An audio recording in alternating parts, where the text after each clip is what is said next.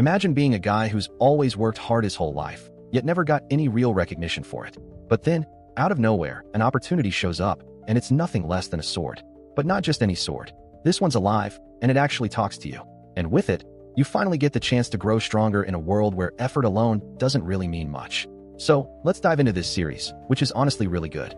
Let's get right into the video. The story opens with a massive explosion on a mountain, and right there in front of the protagonist, a sword is stuck into the ground. But this wasn't just any sword, it spoke. It asked Leon if he believed himself worthy of wielding it. And for someone who had always accepted the irrational hand of fate, he slowly walked toward it. That sacred sword, which had suddenly appeared before him, declared that opportunities should be given fairly. So, Leon grabbed the sword, and in that instant, he was engulfed by a blinding wave of light. Then, the story takes us back to a little before this moment. In this world, hard work means almost nothing. It's a world ruled by pure irrationality. We see the protagonist in the middle of a duel, losing right after being disarmed. He falls to the ground, injuring his hand, furious that his opponent isn't even taking the fight seriously. He yells, asking if it isn't worth fighting him for real. The opponent replies that no one else in the academy can fight at his level, so yes, he is taking it seriously. Meanwhile, the guy waves at the audience, making Leon even angrier, saying he's just toying with him. The opponent admits he went easy on him, but adds that Leon seems to have improved compared to before.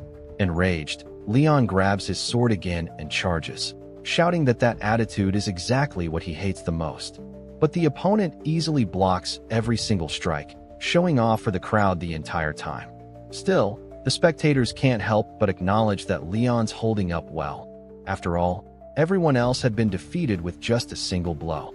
Some of them even start wondering if maybe it's because they share the same name. Although Leon, the blonde one, was undeniably better looking, both of them had their names written the same way. And once again, the protagonist loses. Later, sitting in the shade, he reflects on how frustrating it is to keep trying without ever seeing results. It's been 3 years since that blonde Leon transferred to the academy, and no matter how much he trains, he just can't surpass him. Even though they share the same name, the blonde Leon is different in every way. His looks, his personality. It's like he came straight out of some fairy tale. And that story he told about once being a commoner? The protagonist sure it's a lie. The guy must come from a noble family. Then, the blonde Leon walks over, asking if he's okay. The protagonist thinks how much easier things would be if the guy were just a jerk, but he isn't. He's kind. So, he slaps his own hand away, refusing the help. That's when a white-haired girl runs up, shouting Leon's name. Hearing her voice, the protagonist gets flustered and tells the blonde Leon to just leave him alone, turning to walk away. The girl calls out to him, the other Leon, saying she heard everything and that he started another fight with the blonde one again. She asks why he keeps challenging him when he knows he's going to lose. The blonde Leon says that's a bit rude, and when the girl notices the protagonist's bleeding hand, she rushes to him, worried, asking to see it. He pulls it back, insisting he's fine, but she tells him to disinfect it first. Then he snaps, shouting that it's none of her business and that she shouldn't bother with him. Shocked, the girl freezes as he storms off. By nightfall, we see the protagonist still training, swinging a wooden stick like a sword. He thinks to himself that if only he had blonde hair, or a family to support him, or even a master as strong as that guy, maybe things would have turned out differently. In one swing, the wooden sword breaks. Staring at the broken piece, he reflects that, in the end, all he really has is his effort. But in this irrational world, there are far too many walls that can't be broken with effort alone. Then it hits him, today's Leon's birthday. While he's out here training, everyone else is probably celebrating at a grand party in his honor. The protagonist sighs, realizing he's already spent 3 whole years of his life here. Guys, I'm only saying the protagonist because both of them have the same name. So, for now, to make things easier to follow, I'm going to keep calling him that. The protagonist starts crying, saying he doesn't want to give up. But if everything in life is already decided from the start, then what's the point of trying so hard? He yells out to the goddess, asking what the meaning of his effort is and of his life itself. Feeling embarrassed, he mutters that not even a cooking pot would bother answering him. And right then, a bright light flashes across the sky. Someone asks the blonde Leon if he's seen the other Leon, but he says no. Chloe adds that no one from the dorms has seen him either. So, the blonde Leon assumes the protagonist probably went to the party. Chloe starts wondering where he could be, and Leon jokes that she's being unfair. After all, she's spending time with him right now. But Chloe ignores that and says she's going to look for the other Leon anyway. Then, an old man appears behind them, saying it seems that His Highness has been rejected. Leon gets annoyed, telling the old man, whose name is Gilbert, not to call him that, since no one's supposed to know who he really is. Gilbert replies that someone with royal blood is destined to shine no matter what, and wishes him a happy 17th birthday. And well, only one more year remained before the prophecy of the imperial family would come true. The prophecy said that on the day a member of the imperial family of the Great Chloro Empire, overseen by the current emperor, who fears its fulfillment, meets their end, the citizens will witness the advent of Roderick, the ancient Holy King. Leon says that the old man's expectations for him are pretty high, and that they'll only find out if the prophecy is true next year. But until then, Chloe, gifted with incredible magical talent, was already learning level 4 spells. And Leon, the blonde one, who admired the protagonist for his unmatched mental strength, wished to have both of them by his side. The prophecy also stated that on the day a man bearing the name Leon becomes an adult, a sword that destroys evil will descend from the heavens. And with that, the story circles back to the very prophecy we saw at the beginning. The protagonist, Leon, sees what looks like a sword that's fallen from the sky, an impossible sight. But what happens next is even stranger. The sword speaks, telling him to stand up. Leon, not realizing the voice came from the sword, looks around and asks who's there. Then, the sword speaks again, saying it's right in front of him. Leon wonders if this glowing sword, shining as bright as the sun, is really talking to him. He asks if it's a holy sword, and the sword confirms it, saying yes, and that it was Leon himself who summoned it here. Leon has no idea how he could have done that. The sword continues, saying that just as he thought, the world has always been unfair. Those who already have everything end up gaining even more, while those with nothing lose even the little they have. But opportunities, the sword declares, should be granted fairly. Those who don't put in any effort have no right to blame life's unfairness. Only those who set their souls ablaze in pursuit of their purpose are truly worthy. Then, the sword asks, could this Leon, the one who dared to question the goddess of fate herself, truly be worthy of this power? Without hesitation, Leon says yes. He strikes his chest proudly, declaring it with conviction. The sword responds, saying that if that's the case, he should take hold of it, and it will give him the chance to prove his words. Leon walks forward, full of determination, saying he knows exactly what it means to wield a holy sword, but that he can change everything with it. He thinks to himself that his reality is unfair, but still, all the training he's done, never missing a single day, proves how hard he's worked, and that is what's truly unfair. He says that up until now, he's been judged regardless of his efforts, and that he's worked tirelessly to shatter this unjust reality he can't accept. Standing before the sword, he declares that he refuses to let all his determination and effort amount to nothing. The sword then asks why he's still standing if that's how he feels. Leon answers that she asked if he's worthy, and he wants to prove it through his determination and hard work. He adds that opportunities should always be given fairly, but when the sword doesn't respond, he assumes it's rejected him. As he turns to leave, though, the sword suddenly tells him to wait, because he's proven his integrity as a hero. It commands him to draw it now. Leon asks if being called a hero means he's some kind of oracle. The sword replies that it has nothing to do with oracles, it's simply his will. Leon's mindset is so strong that he'd never bow down to any noble family. His determination to prove his convictions, rather than chasing gold or fame, is what makes him truly worthy of becoming a hero. Then, the sword tells him to pull it out once more, saying that this is the right he's earned, the fair opportunity he's been asking for.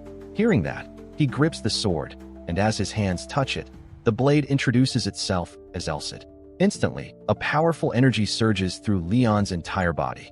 The sword explains that it's a clone of the Holy King, Holdrick Chaldea's Alovier, and the blade that guides the light of this era. As Leon holds her, even his eyes are consumed by the sword's immense power. Then, the sword addresses him as Master Leon, commanding him to destroy all evil alongside her. At that moment, the scene shifts to a mysterious figure watching from afar, who remarks that a holy sword and a commoner, together, are starting to make things interesting. He wonders why the prophecy was broken and explains that the name Leon also means lion. And just because the prophecy was passed down to the imperial family doesn't mean it's limited to nobles. The other Leons don't meet the standards, and that blonde Leon, though blessed with talent and destiny, lacks the willpower. That's why he made this decision. And judging by how the sword reacted, it seems she took a liking to this Leon as well. He tells the sword not to worry. This Leon will become an even greater hero than his ancestor, and it's time for those wretched ones to pay what they owe. Then we cut back to Leon, who wakes up in his room, thinking it was all just a dream. But when he glances to the side and sees the sword leaning against the wall, he freezes, realizing it wasn't a dream at all. The sword speaks again, telling him she'll repeat the opportunity she gave him, but warns him not to think he'll grow stronger overnight just through effort. The challenges ahead will be far harsher than the one he's already faced. Those who carry a great destiny must live an equally cruel, if not crueler, life. He may even have to sacrifice the woman he loves or the friends he trusts, because Leon himself chose to walk this thorny path. Leon asks if that's still considered an opportunity. The sword changes into her alternate form, clearly pleased with his answer. She tells Leon to get ready to head to the training room right away and show her how he wields a sword, since she needs to understand his current level before she can train him properly. Leon gets excited, realizing it's a test. Outside, it's still dark. The sun hasn't even risen yet. The sword asks why he's so restless this early. We see Leon trembling nervously, explaining that even though it's almost morning, they're still inside the school grounds. To make things worse, the sword's current form is way too eye-catching, and he has no idea what he'd say if someone bumped into him and saw it. The sword calmly tells him that he's done the absolute best he could in the environment he was given. So, what kind of master would blame their student for not knowing what was never taught to them? Those words ignite Leon's motivation. He grips his sword, eyes full of determination, and takes a ready stance. Then, he begins to attack, swinging his blade over and over, showcasing his swordsmanship, strike after strike, proving what he's capable of. But soon, he realizes something feels different. He's performed these same movements hundreds of thousands of times before, yet now, power is flowing naturally through his arms, all because someone believes he can achieve something. Suddenly, the sword yells at him to stop, and Leon freezes, asking if he did something wrong. The sword explains that if he keeps going like that with a wooden blade, it won't last long. Right then, Leon's practiced sword shatters completely, and Elsa tells him that he's been unleashing power without even realizing it. Repetitive basic training is useful for mastering control, she says, but even she didn't expect someone without aura to possess such strength.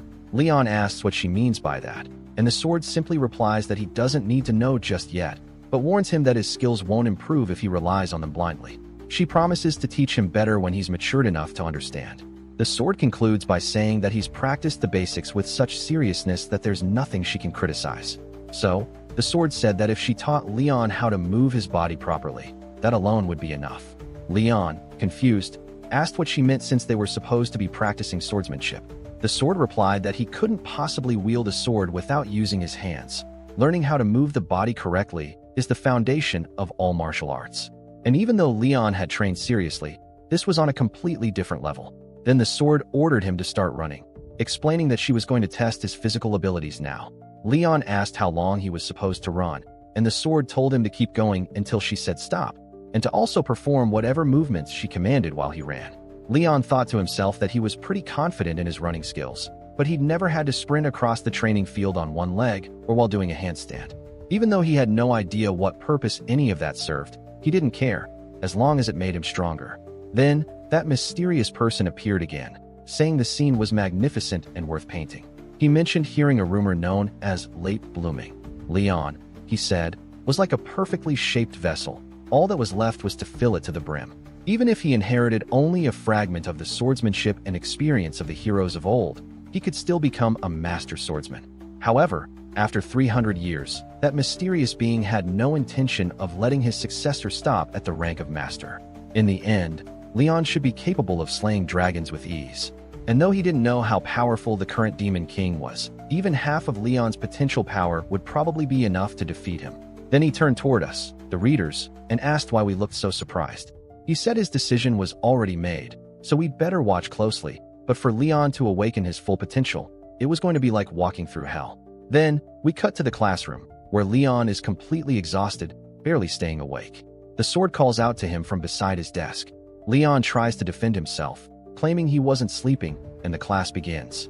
He uses every ounce of strength left in him to pay attention, but he had spent so much energy on Elsid's physical test the day before that it was almost impossible to stay focused.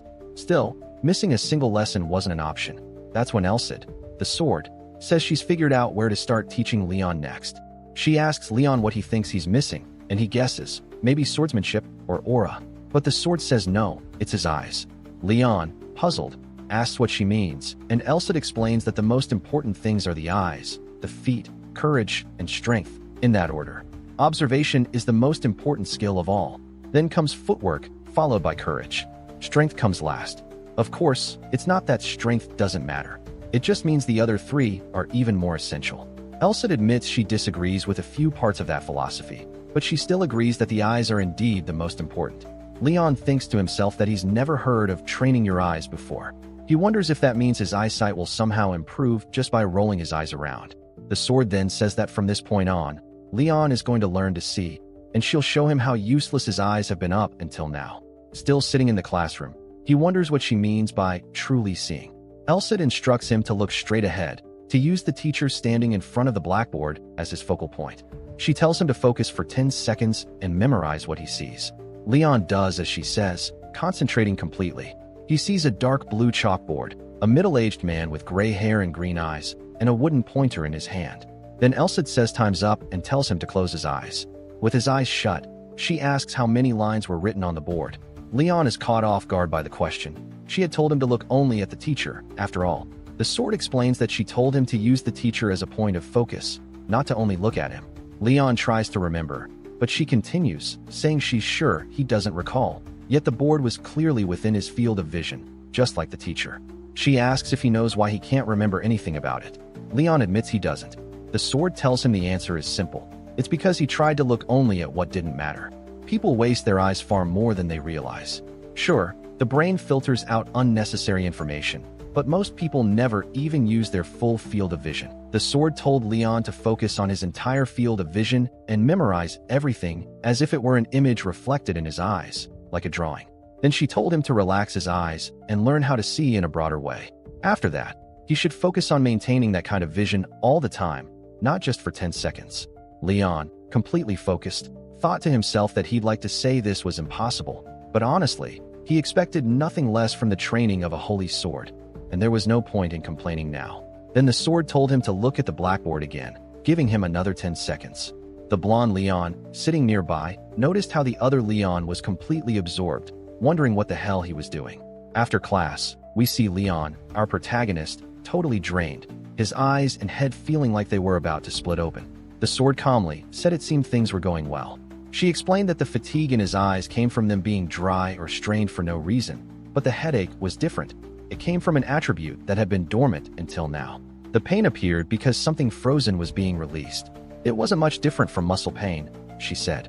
It was like soreness after a workout, a bit different since the brain doesn't feel muscle pain, but still similar in principle. Excited, the sword told him they should keep going with the training, and Leon, fired up, agreed. Then she told him to look at the candles above the wall and asked how many there were. Leon said there were 2, and the sword snapped that he was an idiot. There were 3. Then she asked about the boy and girl who had just walked past him a few seconds ago. Was the boy wearing glasses? Leon said yes. Then she asked if he was wearing a tie. After a while, the questioning continued. The sword asked if the light in the 12th room to the left was on. Leon said yes, so she asked about the light above it. He said no. By the time he reached his dorm, his eyes were aching terribly and he was completely exhausted. The sword said the training had been acceptable for the first day and that it was honorable of him not to have asked for a break. Leon asked if she would have let him rest if he had asked. She said no. He wondered how long it had been since he'd been pushed this far, realizing it had been ages since his mind had felt this weak. The sword said getting used to it meant becoming stagnant, and that there's a limit to how far someone can go if they just repeat the same training over and over.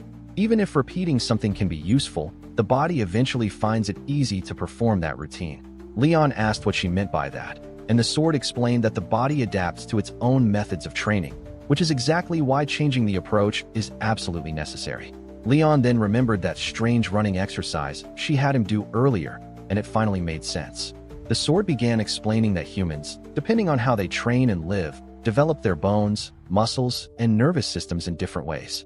For example, Sailors develop a strong sense of balance, hunters a sharp sense of direction, and nomads an exceptional sense of sight.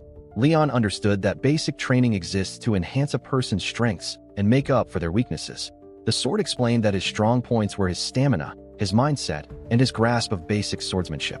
But his weakness was the rigidity caused by repeating the same fundamental movements over and over. In other words, he lacked flexibility, both mental and physical. Surprised, Leon asked about aura and swordsmanship. The sword explained that, in the end, swordsmanship is simply the art of wielding a sword. If you can apply the basic movements freely, adapting them to the situation, that's already true swordsmanship. Of course, there are far more advanced styles, but at that point Leon got irritated and asked who would even bother teaching someone who hadn't yet mastered the fundamentals. He felt down about it, but admitted she was right. The sword then said that when it came to aura, there wasn't much she could do, and asked if the other Leon had beaten him using aura. Not only that, but if Leon, the protagonist, suddenly awakened his aura, it would raise a lot of suspicion. So, he could only release his aura once he left the academy. For now, he needed to focus entirely on mastering his eyes and his field of vision. The sword told him that with that alone, he'd probably already be able to defeat the other Leon. Hearing that, Leon couldn't help but smile, overjoyed. And yeah, I'm talking like this because keeping track of both Leons is confusing, but the sword said that probably just improving his vision wouldn't be enough. He'd need to get used to repetitive training, and no matter how hard he tried to see, with all his might, he'd still end up getting exhausted by using the same training method over and over. Leon, hearing that, didn't quite understand what she meant, but he said he had a bad feeling about it. Then he asked what they were going to do, and the sword replied that it was nothing serious, just a small punishment every time he said the wrong word or even asked the wrong question, something that would make him unable to get comfortable with any kind of rest starting the next day. The sword explained that she wasn't staring at him for no reason. It was actually a very effective technique called operant conditioning. Even though Leon had an incredibly strong mindset and willpower, he still needed someone to give him a push. Leon thought about it and realized Elsid was right. It would be impossible not to get punished at the beginning, so he decided to go ahead and test it for himself.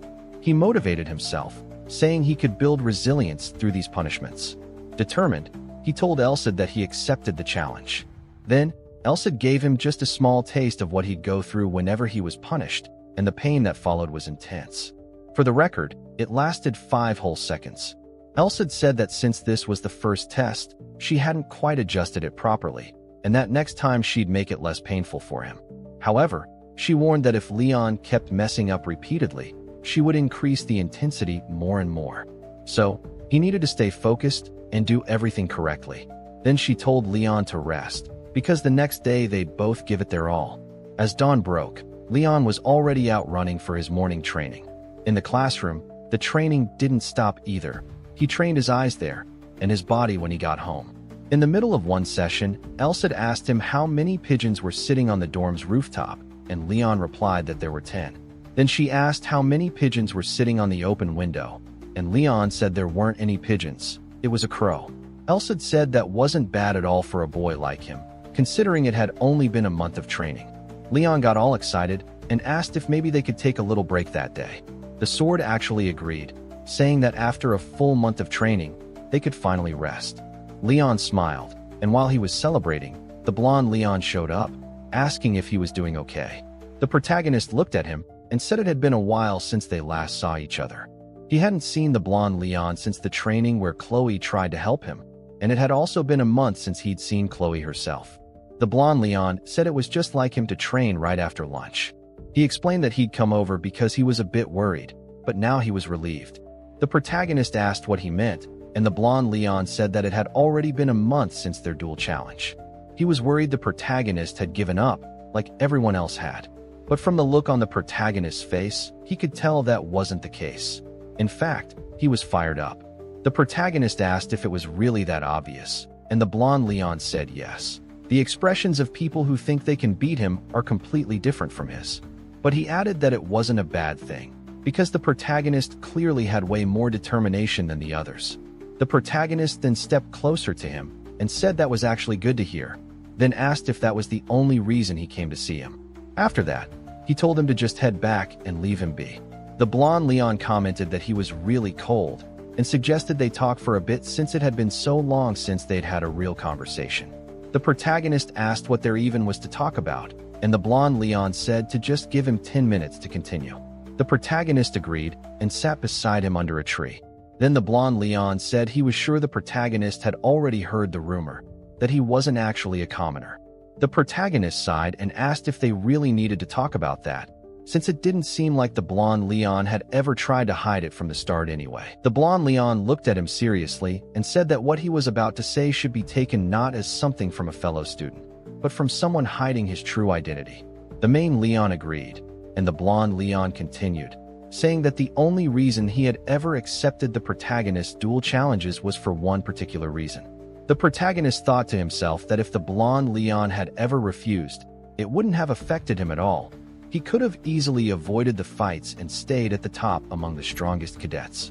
So, the fact that he kept accepting those duels was purely out of his kindness, nothing more than the generosity of the victor. But then the blonde Leon said they should end it. That left the protagonist completely confused. He asked if he really meant to stop everything right there. The blonde Leon clarified that he didn't mean now. He wanted their next duel to be the last one. A fight fought purely through swordsmanship, without aura, just like always. But this time, instead of using wooden practice swords, they would fight with real blades. He added that if he won that duel, the protagonist would have to become his subordinate.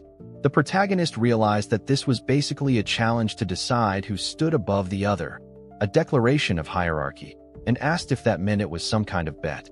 The blonde Leon said that since it wasn't a magical contract, there was no guarantee the protagonist would keep his word. It was just a verbal promise that could be broken at any moment. But then he smiled and added that maybe that was true for anyone else, but not for the man standing before him. Because the protagonist was too stubborn, too proud, and far too honorable to ever go back on his word.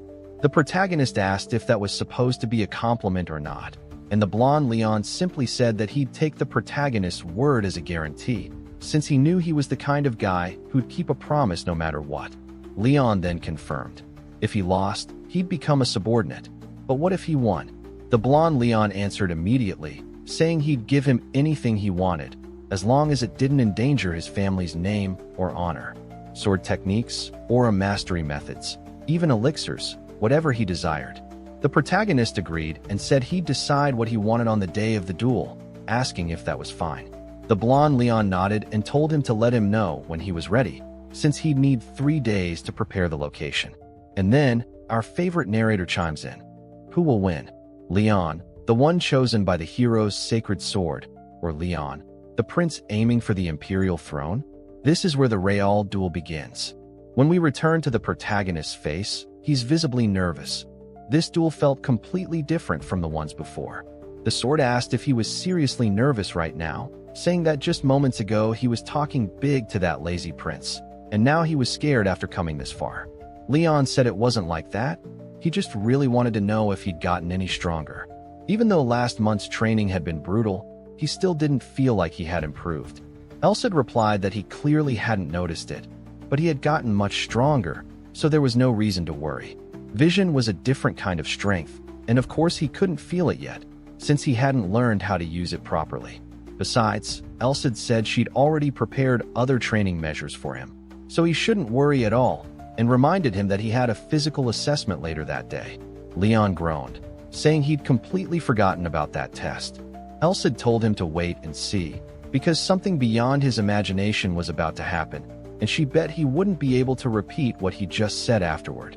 Then we cut to the training field, where the instructor told everyone to line up according to their numbers and start warming up if they weren't feeling unwell. Leon thought back to his last physical assessment. He had ranked 9th. Even though their physical abilities were tested without mana, the top spots were always taken by the nobles. After all, nobles had not only aura but also access to elixirs and professional physical training. So, 9th place was honestly the best he could ever reach under normal conditions. Elsid asked what rank the other Leon held, and he answered, 1st. Elsid said that was expected. It looked like the blonde Leon trained a lot, though probably not as much as the protagonist himself. And now, the first event, even though it was called a short-distance run, was actually 2 full laps around the training field, totaling 800 meters. Leon's time, 1 minute and 20 seconds. Elsa then asked how long it had taken the main Leon to finish his run, and Leon said it took him 1 minute and 40 seconds for a full lap, meaning a 20-second difference. But Elsa told him not to get nervous before even trying, because this time, he had him by his side. Leon nodded, saying he understood, and that now he'd put his full trust in his sacred sword. Everyone lined up to get ready for the race, and the instructor raised the flag, signaling them to start. As soon as the whistle blew, they all began running, but right away, the blonde Leon and the other students noticed something was off. The main Leon was sprinting way faster than before, so fast that he left everyone behind with no chance to catch up. One of the girls even gasped in shock at his speed, and he crossed the finish line in just 1 minute and 29 seconds. That left the blonde Leon and the other onlookers completely stunned. The instructor came over to Leon and asked if, by any chance, he had learned aura. Leon replied that he hadn't. The instructor then said he hoped Leon wouldn't mind if he checked for himself. Leon said of course not, and told him to go ahead. The instructor placed his hand on Leon's wrist, trying to sense if there was any repelling force that would appear when he infused a small amount of aura. Normally, if someone had aura, that essence would immediately react and disperse, but this time, it didn't. The instructor stepped back, saying that Leon truly hadn't learned aura, but he couldn't believe how much Leon had changed in just a few weeks. He asked what kind of training he'd been doing, and Leon simply said he'd only been focusing on the basics, and had also rested, in quotes, a bit more. The instructor commented that Leon's previous training volume had always been abnormally high, so maybe his body had drastically improved after finally resting from years of overexertion. The blonde Leon watched closely, starting to get suspicious that something unusual was going on. Leon quietly whispered to Elsa, asking what exactly had happened to him. Elsa chuckled and said, "Didn't I already tell you?" Leon told him to quit laughing and just answer. Elsa said, before answering, he wanted to know where Leon thought strength actually came from. Leon replied, "Biologically speaking, from muscles." Elsa said that was correct. In this world, most physical training methods focused on increasing muscle size and density, but that was only half the picture. Then Elsa asked if Leon knew about the concept of the nervous system. Muscles, he explained, were connected to neurons, and the strength a muscle could exert depended heavily on the development of those neurons. Muscle density was determined mostly by genetics. There was a limit to how large muscles could grow. Leon had already trained so much that he'd reached his physical limit. So Elsa had focused instead on developing his nervous system. Leon admitted he didn't really understand, but he went along with it anyway and asked how Elsa managed to do that, since he hadn't done any kind of special training. He then asked if Elsa had done something to him while he was asleep. Elsa casually replied that it was all thanks to the punishment he'd been putting him through. Leon's eyes widened in shock, and he shouted out loud, startling all the nearby students who were watching. Elsa went on to explain that he had awakened something inside Leon that had been dormant for over 10 years. And of course, it hurt like hell, as if his muscles were being torn apart piece by piece. That unbearable pain he'd felt every time he failed during training had actually developed his nervous system. Leon demanded to know why he hadn't said anything about this before. Elsa replied that he didn't tell him because if he had, Leon would have only gotten more discouraged. The reason he'd managed to somewhat master vision, Elsa said, was because Leon had been trying to escape that pain. But if he'd realized that pain could actually help him, and that it would pass anyway, he probably wouldn't have pushed himself so hard to learn vision in the first place. Elsa then smugly told him he was free to thank him and started bragging, saying he'd done exactly what was expected of a sacred sword. That arrogance annoyed Leon, who started wondering if maybe his sacred sword wasn't more of a demonic one. He also questioned whether this sword really carried the soul and personality of the great hero Roderick, and if so, then maybe Roderick himself had been just as arrogant as Elsa. As the race ended, all the cadets began cheering, shouting that Leon was incredible, just as they'd expected. He'd broken his own record. In the final results, the main Leon placed second, while the blonde Leon took first place. Elsa told him not to worry, saying it would actually look suspicious if he jumped all the way to first place in just a month. Still, Leon couldn't help but feel happy that he'd climbed from 9th to 2nd place. For the first time in a long while, He actually started believing that he could win. As night fell, Leon asked what kind of training they'd start the next day, and the sword said he'd think about it. His vision training had already gone beyond simple memorization drills, and there wasn't much more he could do in terms of raw physical improvement. So, it would be better for him to gain experience, real, hands-on experience where he could apply everything he'd learned. Leon replied that getting real battle experience wouldn't be easy, and Elcid said that's exactly why he suggested they should leave that place. Leon asked if he could at least learn swordsmanship before that, but Elcid reminded him that he'd already told him to forget about that fantasy. To learn his swordsmanship, Leon would first need to master aura. As he'd said before, basic fundamentals were enough up to a certain level. Martial arts without aura were nothing but cheap tricks. Even if it were a secret technique, it wouldn't be hard to deal with after the first time someone saw it. Once the opponent learned to read those movements, countering them would be simple. Elcid even asked if Leon seriously thought a swordsman as strong as the blonde Leon would ever fall for a mediocre trick like that. The main Leon then asked what he should do, if that was the case. Elcid told him to use his emotions. A sword honed through years of effort carries real power, and now that Leon's physical abilities had risen to such a high level, not even the other Leon could easily beat him. But he still desperately needed real combat experience. Elcid said he should find someone willing to start a fight with him, even simulate a mugging if needed, just to train in real conditions. Leon immediately cut him off, saying this wasn't some slum and there weren't people like that around. Elcid agreed, saying that was exactly why they needed to go somewhere else. The next day, at the training academy, while Leon was walking through the halls, someone called out to him, asking if he was the commoner named Leon. When he turned around, he saw 3 guys who clearly wanted trouble. Leon immediately noticed from the badges on their uniforms that they were nobles. They started shouting angrily, saying that a mere commoner had taken second place and didn't know his place. They accused him of using tricks and deceiving even the instructor, saying that they wouldn't be fooled like everyone else. Elcid spoke to Leon through his mind, saying that even after 300 years, there were still idiots like that around. Leon replied calmly, saying that if they had a problem with the rankings, they should complain to the instructor, not to him. That only made the nobles angrier, saying they didn't know what kind of trick he'd used. They went on to say that a bastard like him, who hadn't sworn loyalty to any family yet, had been suspicious from the very beginning. They said he was finally showing his true colors and demanded to know which family he was backing. Leon thought to himself that these idiots clearly weren't listening to anything he said. They probably never intended to talk peacefully.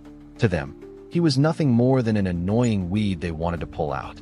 Then, another noble descended the stairs, saying no one should be upset, because even though Leon was just a commoner, they all studied at the same school, but Leon should at least find the punishment they were about to give him somewhat honorable. As he approached, the other nobles brightened up, praising him as expected of the pride of the Bubbin family. Elcid asked Leon if that guy was the leader of the group and if he was from a major royal bloodline. Leon answered that he was Wellmont, the second son of the Bubbin family. He was always second place in the physical exams, so he was probably furious that Leon had just stolen that spot from him. After all, before this, the only person ahead of him had been the blonde Leon, but now he was losing to both Leons. Then he stood face to face with Leon, and Elcid couldn't help but notice that the behavior of nobles bullying the weak, and the weak pushing back, was the same as always. Elmont said he regretted that their first meeting had to be like this, and that Leon was probably feeling wronged, but they couldn't simply overlook what had happened. Therefore, Leon should at least accept his proposal. Leon replied that he wanted to hear the proposal before agreeing to anything, which made the other nobles call him arrogant. But Elmont simply raised his hand, signaling them to be quiet, and said they would fight under the supervision of an instructor. Leon thought to himself that it might sound like Elmont was being fair by suggesting an instructor, but in reality, it put him at a disadvantage. They hadn't said anything about not using aura, which meant Elmont could use it freely. And if Leon objected, they'd probably claim he was trying to deceive the instructor. If he refused the duel altogether, they'd just slander him in another way. Looking around at the crowd watching the commotion, Leon noticed the blonde Leon standing among them. He thought that if it were him, he could definitely get Leon out of that situation, but then again, that would be pathetic. Asking his rival for help would be the same as begging, an even greater humiliation than losing to those idiots.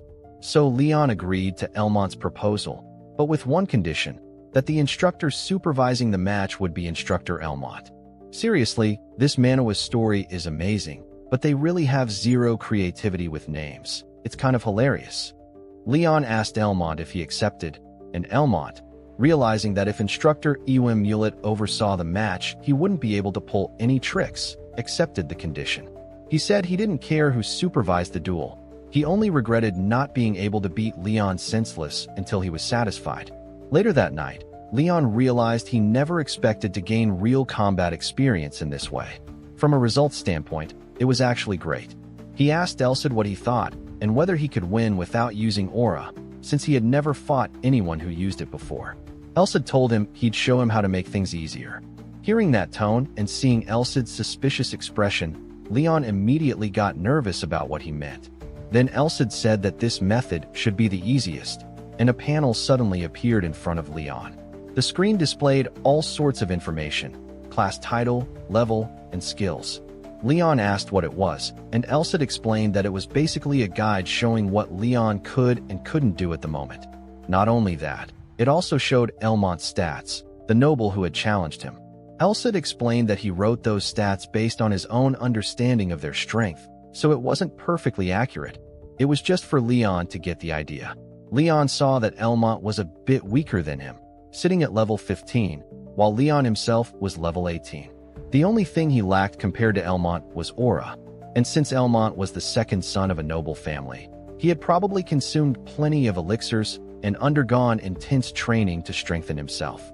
But even if someone drank a ton of elixirs, if their body couldn't absorb them, they were nothing more than nutritious drinks. Not to mention, his training couldn't possibly compare to what Leon had endured. So if he couldn't use aura, Elmont was basically a ranker within those power standards, and Leon could easily surpass that limit. Thanks to Elsid's guidance and his own relentless training, Leon could take on those idiots even without aura. In other words, when it came to physical ability alone, none of them could hold a candle to Leon. If not for aura, the fight would be simple. The real problem was the aura itself. Realizing he actually stood a chance, Leon said that from now on, he'd aim for the top, not the bottom, and there was no way he'd lose to someone like Elmont. But then he noticed his title said, "A hero who can't use aura." He asked Elsid why, and Elsid said if he didn't like it, then he should just get stronger. The next day, as Leon calmly walked through the school corridors, he suddenly came face to face with Instructor Elmont. Elmont said it looked like Leon had changed a lot in just 1 month. He explained that he came to stop Leon in case he started acting recklessly, but it didn't seem like that would be necessary. Leon replied that he wasn't sure what Elmont meant, and the instructor said he was just pretending not to understand, but still wished him the best of luck. Leon asked what exactly he meant by that, and the instructor told him to go teach those idiots a lesson. Hearing that made Leon grin, and he walked confidently toward the training arena, full of determination. As soon as he entered, one of the nobles shouted, asking how he dared make them wait. But Leon ignored him completely and simply told the instructor that he was ready to start. The first match was against Jeff Henry. The instructor reminded them that both were putting their names and honor on the line, and that he would personally serve as the witness. Before starting, he asked Jeff what he wanted from this duel. The noble answered that he wanted that commoner to admit his crimes. When the instructor turned to Leon and asked what he wanted, Leon said he just wanted this to be the last time they ever bothered him. The instructor handed them wooden swords and told them to take 1 step forward. Meanwhile, Chloe and the blonde-haired Leon were watching from the sidelines.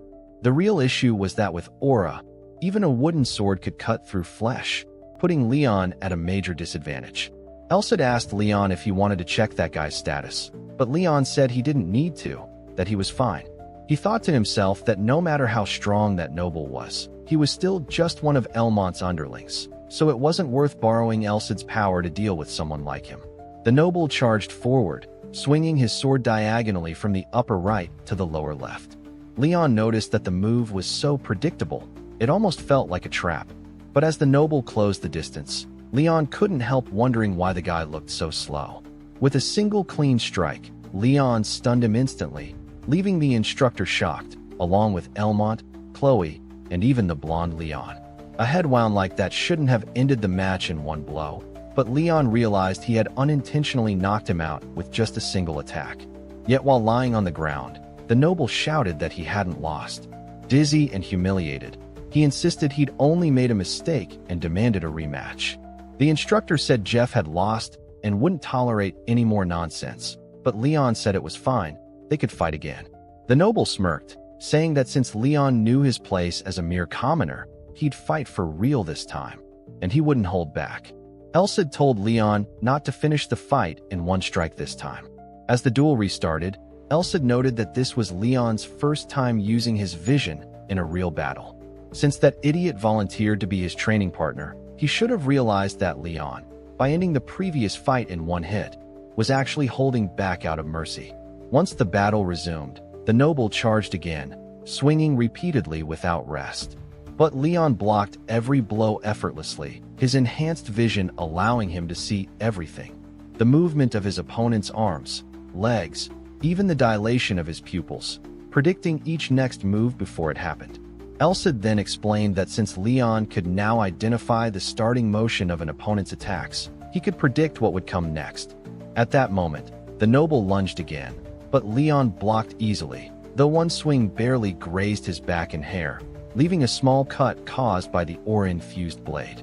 Leon realized the noble had begun using aura, but he wasn't concerned. He could still read every movement clearly. The noble yelled for him to dodge if he could, swinging faster and faster. Elsid observed that the noble's attacks were reckless and desperate. He was throwing one strike after another without any control over his stamina. Typical amateur behavior from someone who didn't even understand how to pace himself in battle. Even though aura could enhance physical abilities, it still had its limits. So Leon quickly spotted an opening and struck the noble's leg, leaving him furious for having been hit by such a clean attack. Jumping back, the noble sneered that Leon was a fool and said he should have finished him off right there. But now, he wouldn't be able to land another hit like that again. However, before he could even finish his sentence, Leon launched a relentless barrage of strikes, hitting him over and over until the noble could barely stand. When it was over, Elsid calmly asked what Leon thought about that. Leon replied that it was just as Elsid said. When it came to using his trained vision, a moving target was way better. Beaten and bruised, the noble fell to the ground and admitted defeat. The instructor then declared Leon the winner. Chloe and the blonde Leon celebrated his victory, while Elmont and his companion looked shocked and furious.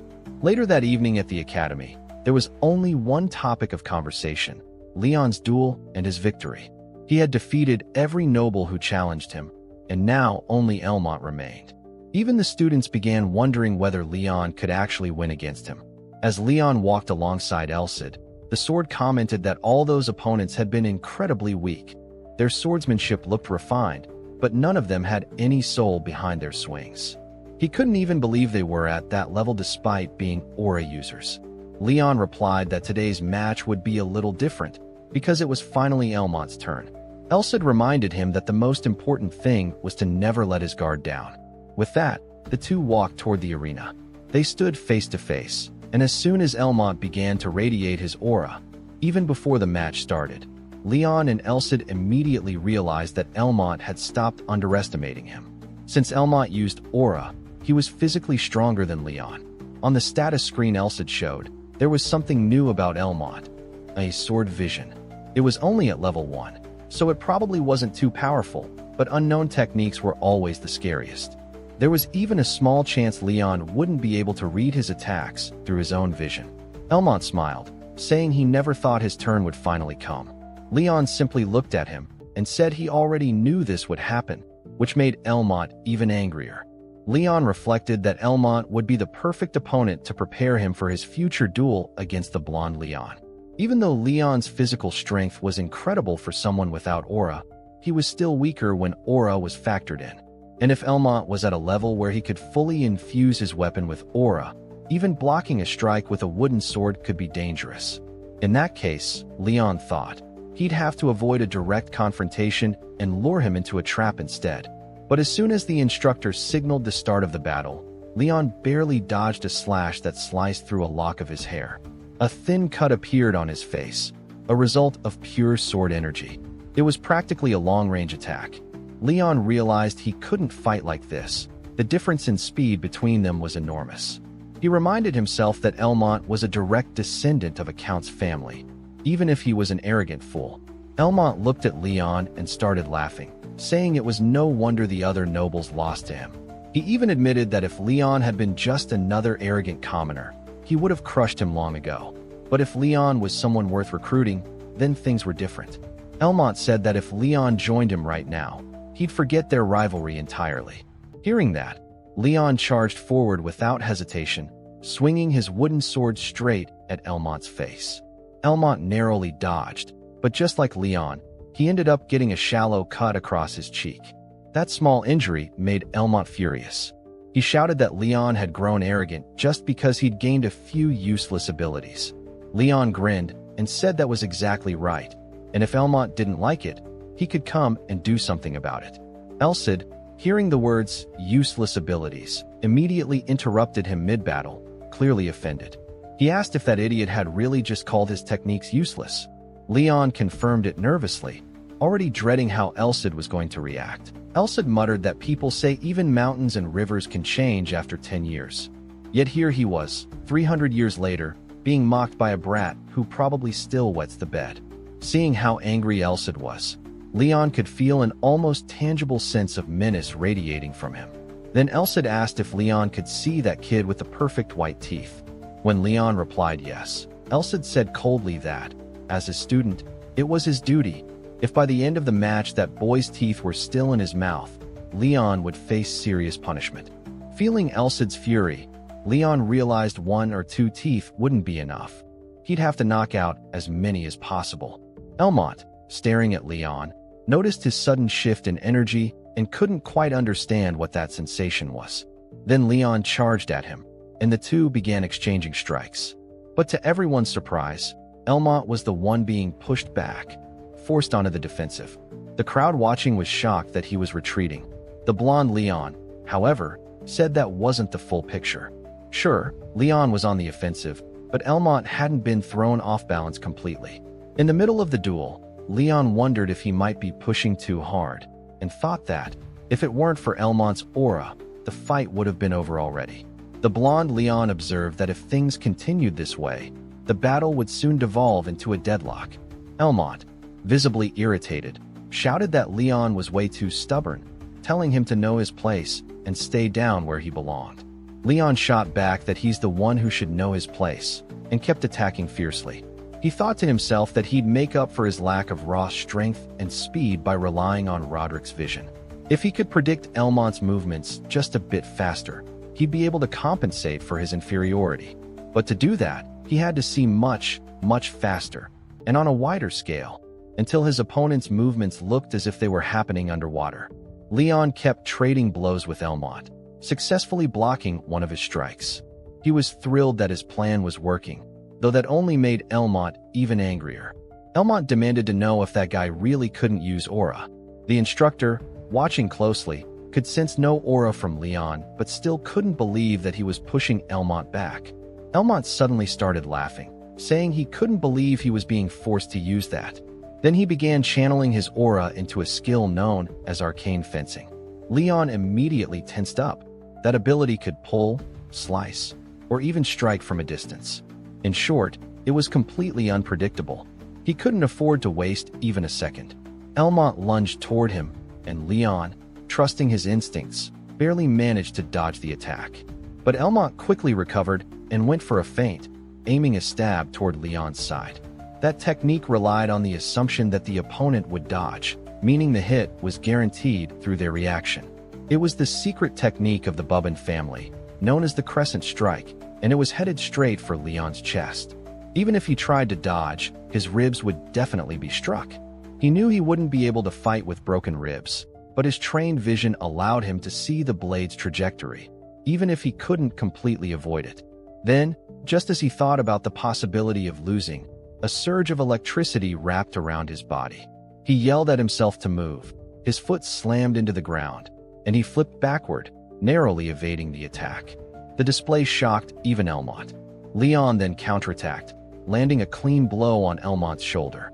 He followed it up by striking Elmont's left arm directly. Chloe gasped, saying it looked like Elmont was now at a disadvantage. But the blonde Leon said to ignore the injury. The shock of having his family's arcane fencing technique fail was probably far more damaging. Elmont knew Leon was about to gain the upper hand, especially since Leon still had both hands ready for a frontal strike. But if Leon went for it, the wooden sword's durability would reach its limit. It had already taken too much damage from Elmont's aura. Seeing that, Elmont smirked and charged forward again, shouting that Leon had been dancing in the palm of his hand this entire time. Then Leon, using only one hand, slashed upward at Elmont's other arm, forcing him to drop his sword. Without giving him a second to recover, Leon struck again, this time hitting Elmont right in the mouth and knocking his teeth out. The crowd erupted in chaos, cheering wildly, while Chloe and the blonde Leon smiled proudly at Leon's victory as the instructor officially announced him as the winner. Elsid was absolutely delighted, praising his disciple as incredible, saying he'd done a great job and that the kid would think twice before running his mouth again. Leon, however, wondered if that boy's attitude would actually improve or just get worse after this. Elsid then said he was truly impressed and revealed that Leon had just unlocked the gates of acceleration, progressing far faster than anyone had anticipated. Leon asked what exactly this acceleration ability was supposed to be. Later, while walking and feeling a sharp ache in his shoulder, Leon asked Elsid to explain more clearly what he meant by acceleration, specifically about that moment when he dodged Elmont's arcane fencing. Elsid asked if Leon had ever experienced times when his body moved slower than his awareness, and especially moments when, in that heightened state, his reflexes outpaced his own conscious thought. It wasn't about raw speed. Elsid asked why. Then, trained swordsmen could move faster. Leon answered that it was because they could use aura. Elsid said he was half right. Without aura, a person's body couldn't handle the strain of its own power. Normally, only those who'd already mastered aura could achieve true acceleration. But Elsid told Leon that he had managed to use acceleration before even learning aura, and that he had unconsciously applied it only to his legs. Even though it was incomplete, it was still incredibly impressive. It meant that Leon had managed to surpass his natural limits purely through willpower. Leon pointed out that Elsid had said anyone who couldn't use aura wouldn't be able to endure such strength, yet he felt fine. Elsid explained that this was precisely because Leon's execution was incomplete. If he'd used acceleration through his entire body instead of just his legs, his internal organs would have been completely torn apart. Then Elsid told him it was about time, that he needed to take care of his body for now. Confused, Leon asked what he meant by that, and what time it was. That's when a wave of pain suddenly surged through his body, spreading violently, especially through his legs. Elsid calmly told him to brace himself, that what he was feeling was intense muscle pain. Leon screamed from the pain, and Elsid told him to be grateful he got to experience it after using acceleration, warning him never to use it again until he learned aura. Otherwise, he'd probably die. Sometime later, back at the academy, Leon walked casually through the halls while everyone around him whispered about his incredible duel.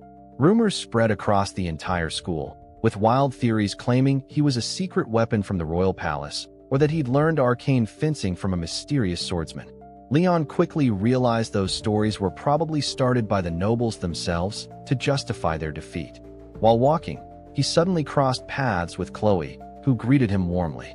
The two of them ended up sitting together on a bench outside, away from everyone else. Feeling a little nervous, Leon asked how she'd been and joked that she was supposed to be in alchemy class right now, asking if she was skipping. Chloe called him an idiot, saying she'd never skip class, and explained that their alchemy teacher was sick. That was why there were no lessons that day. She mentioned that something about him seemed different lately, that Leon had been avoiding talking to her directly. On top of that, he'd suddenly started picking fights with nobles, and both she and the blonde Leon were really worried about him. Feeling a twinge of guilt, Leon wondered how long it had been since he'd been able to talk to her so openly and comfortably. As he thought about it, he realized he finally understood his feelings toward her, and how jealous he'd been of the blonde Leon always being by her side.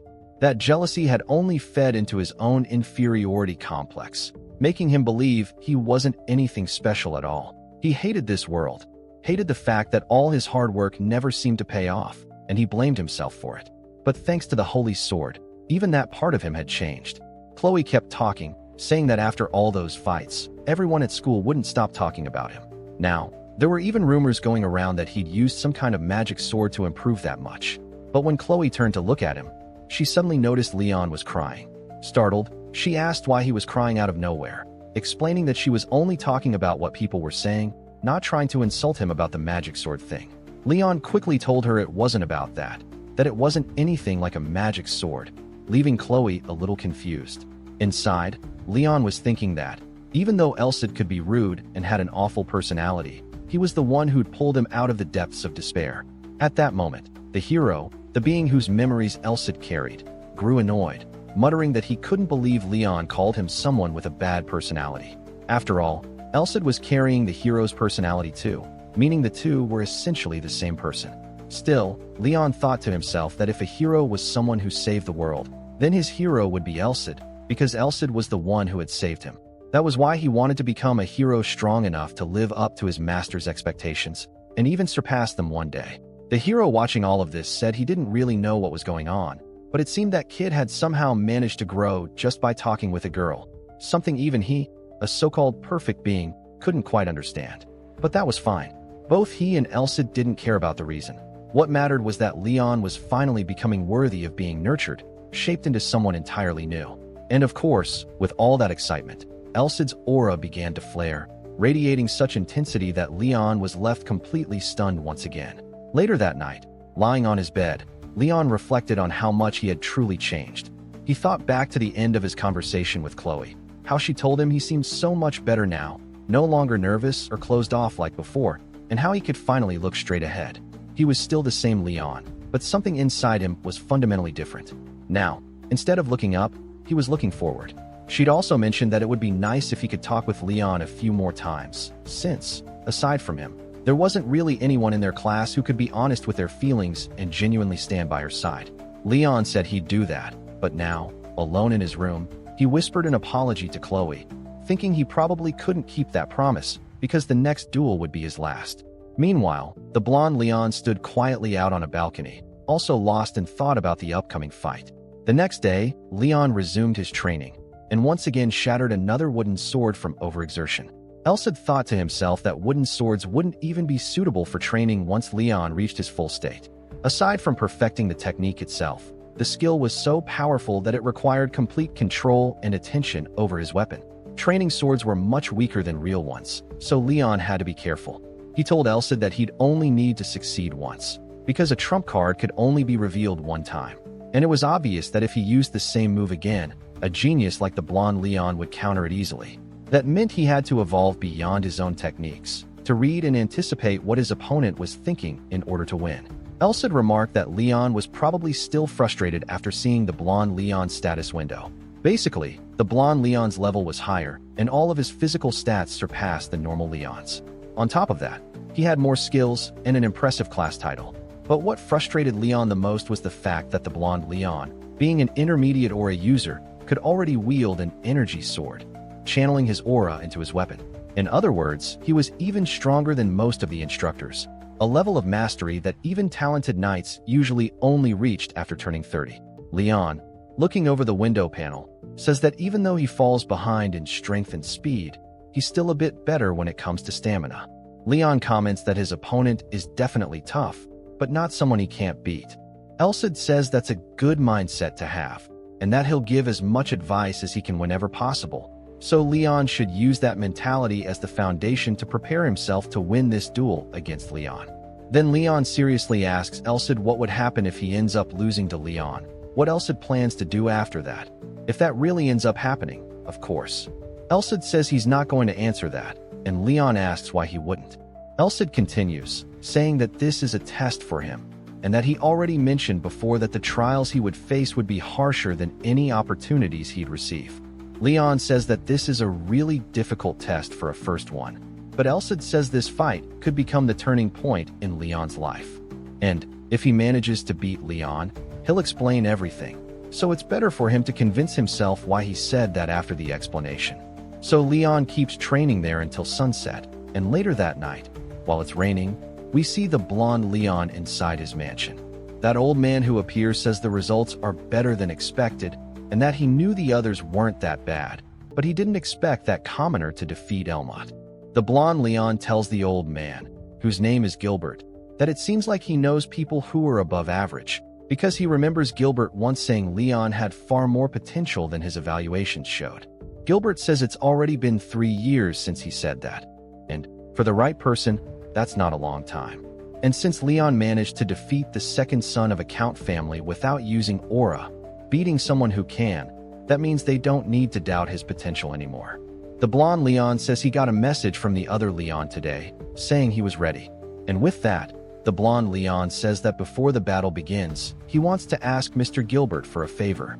In his thoughts, he says he'll definitely defeat the other Leon and make him his best knight. And he also thinks about Chloe.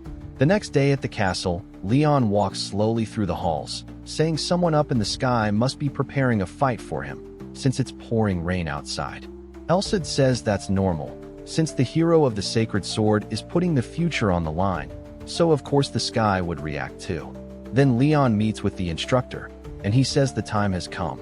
The instructor explains that the blonde Leon made a request, and that request was basically for the two of them to fight alone, with only one witness.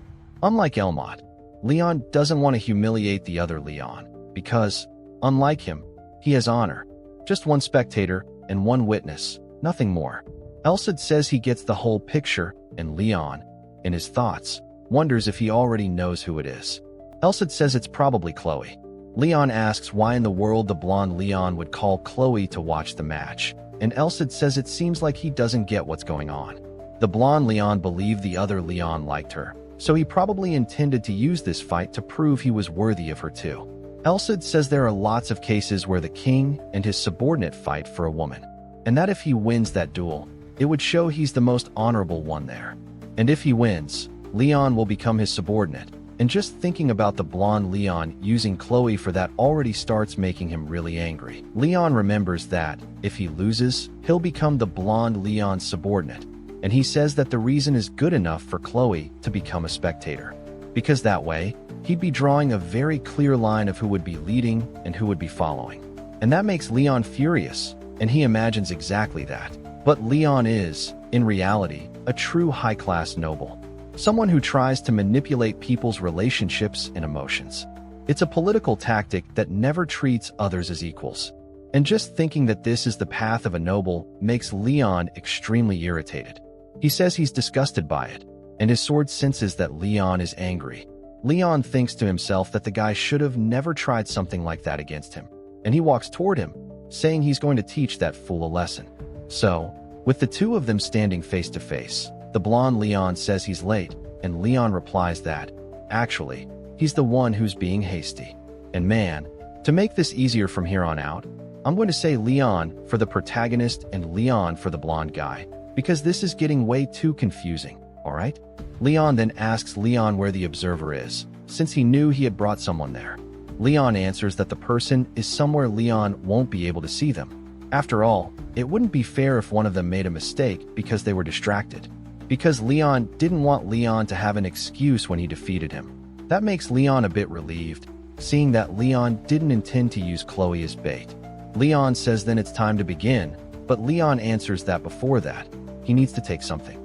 He takes out a pill and swallows it, and Leon asks what he just took. Leon replies that it's a pill that suppresses aura. And even though he said he wouldn't use aura, sometimes it can slip out unintentionally. And since the agreement was to fight without aura, he took it just to be safe. Then, both of them grab their swords and stand directly in front of each other. And Leon notices that, unlike their previous fights, Leon is completely serious. But when it comes to focus, Leon definitely wasn't going to fall behind either. Then the instructor tells them both to begin. In the very first clash, Leon ends up receiving constant pressure from Leon, forcing him straight into defense. His sword keeps trembling non-stop from the impact, and Leon immediately rushes forward again. He starts unleashing a barrage of attacks without stopping, pushing Leon completely into a defensive stance once more. Leon thinks to himself that he really believed he'd gotten stronger. But if this fight kept going like this, he wouldn't last even 30 seconds if he kept taking those attacks head-on. So Leon takes a controlled breath right there, making his attacks even more concentrated. One of the strikes ends up coming right at him, but Leon blocks it with his sword. And he notices that Leon's blade felt like a whip when he released that strike. Leon was definitely on a completely different level compared to Elmot. And even though he was using Roderick's vision, Leon's figure looked more blurred than any opponent he had fought so far.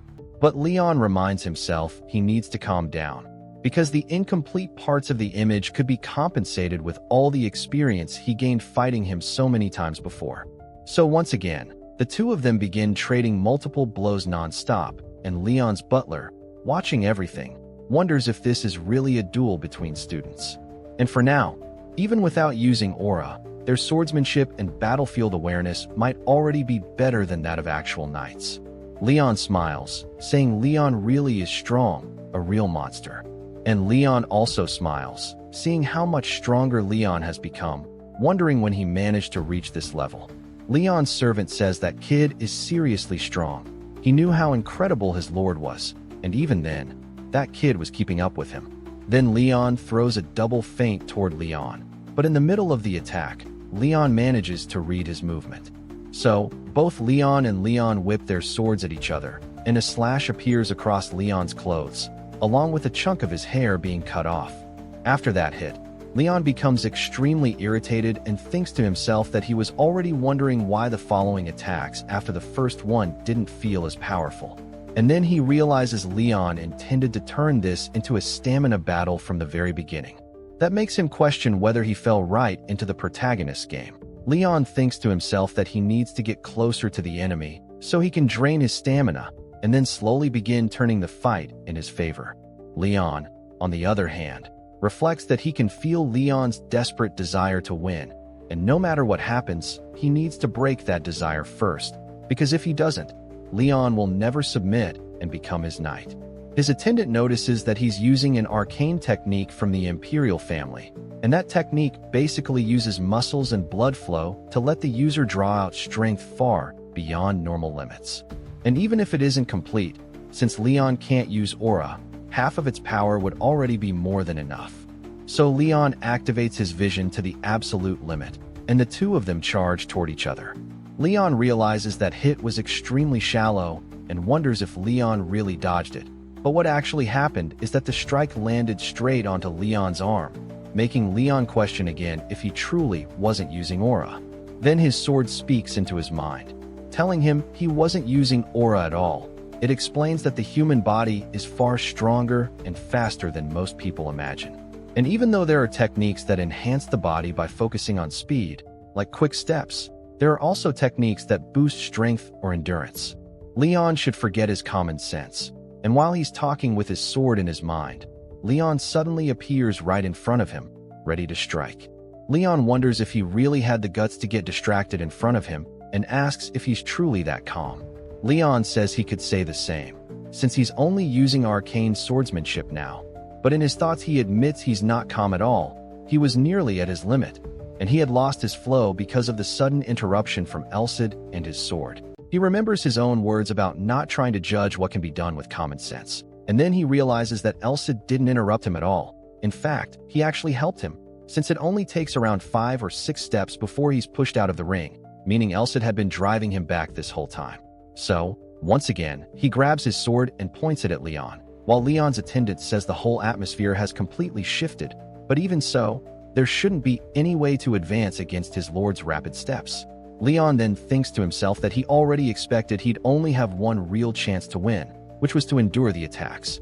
That way, he'd protect his stamina advantage, patiently waiting for Leon to exhaust himself. But the worst possible option he had so far was acceleration, a technique he couldn't even control, and he says that this wasn't fun at all, and, unlike before, he seems much calmer as he draws his sword.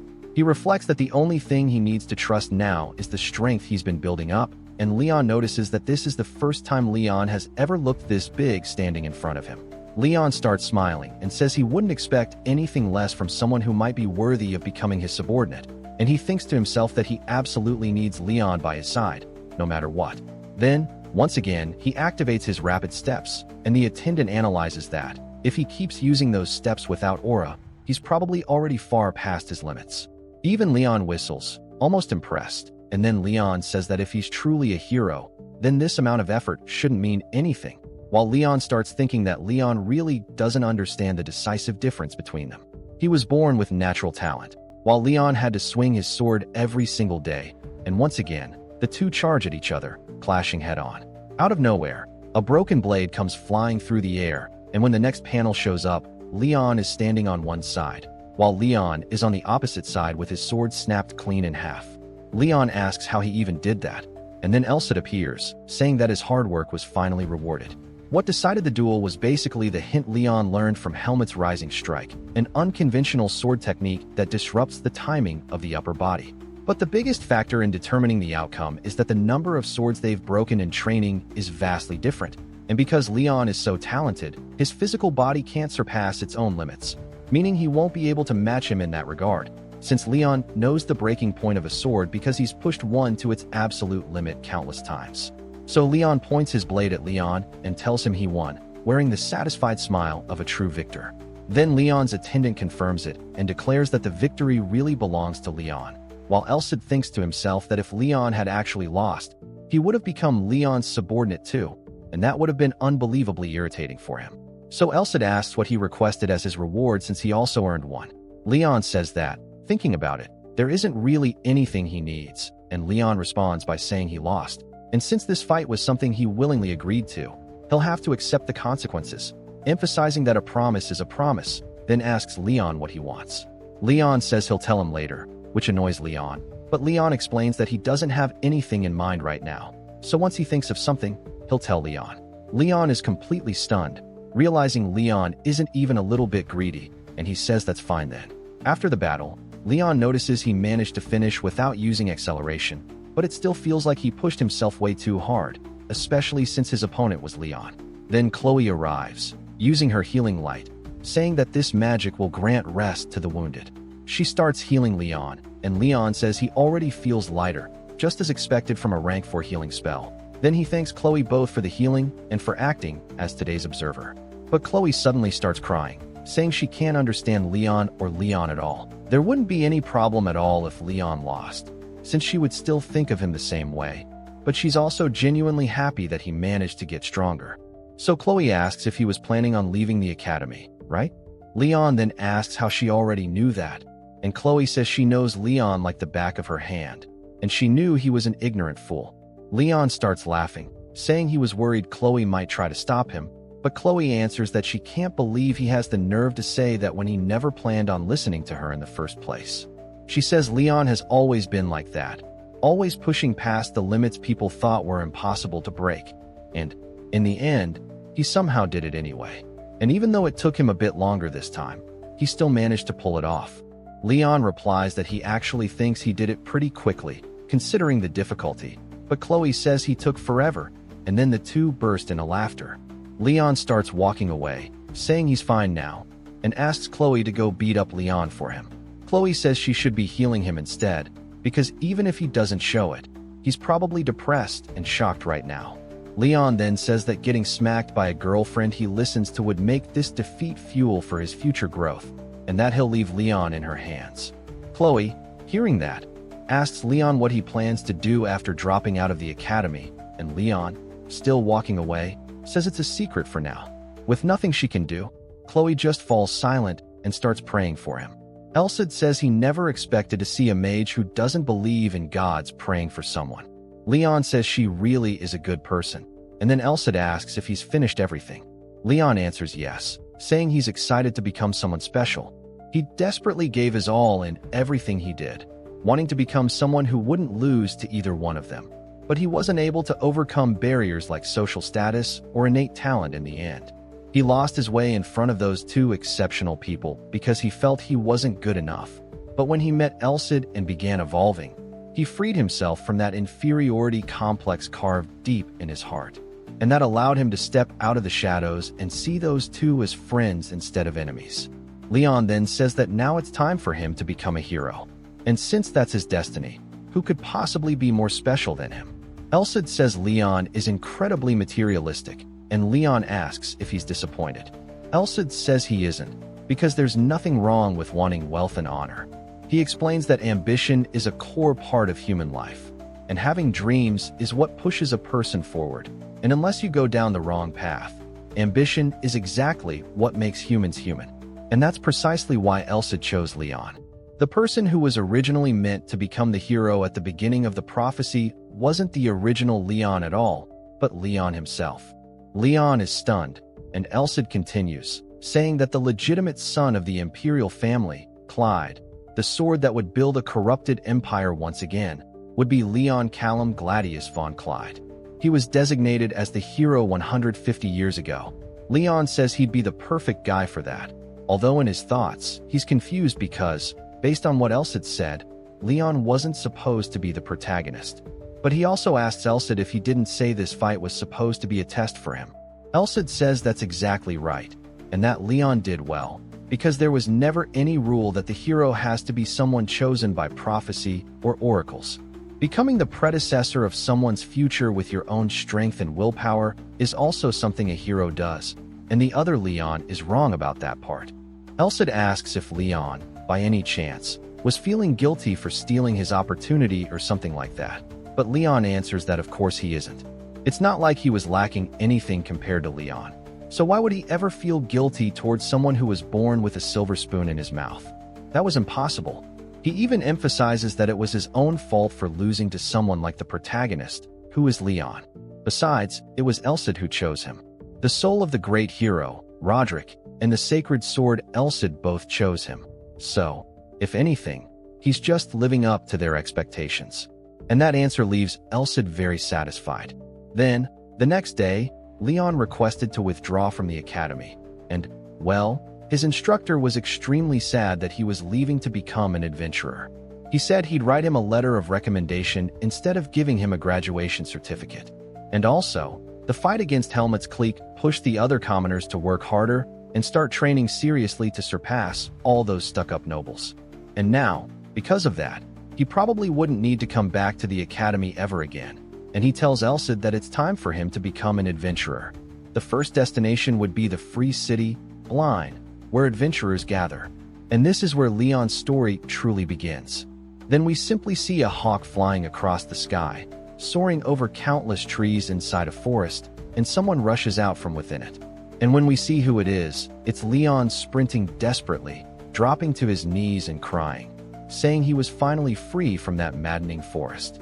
He says he can already see Blind from here, and that he'll finally be able to sleep in a real bed after leaving the academy 15 days ago. Elcid tells Leon he should be grateful that the forest became a testing ground for him to train in, and Leon says he's extremely grateful, so grateful, in fact, that he burst into tears the moment he escaped it. Then it's explained that, 15 days ago, Elcid and Leon decided to enter that forest on the way to Blind. He camped there for the first time, and goblins attacked him constantly. Under those harsh conditions, Elcid allowed him to use the sacred sword instead of a wooden one. He had prepared that sword before leaving the academy, and, drawing it from his grasp, he cut through the goblins with relative ease. And thanks to those 15 days he spent in the forest, he grew accustomed to wielding the sacred sword and training with it.